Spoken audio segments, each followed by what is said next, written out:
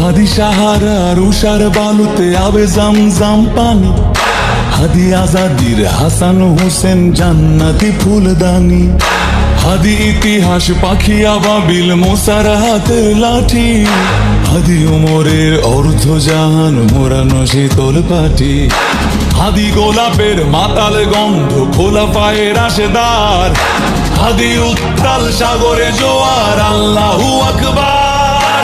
আবু বকরের সিদ্দিক থেকে আলোর ঝর্ণা এনে হাদি জেগেছিল তরুণ আলীর সাহসের সুধা টেনে।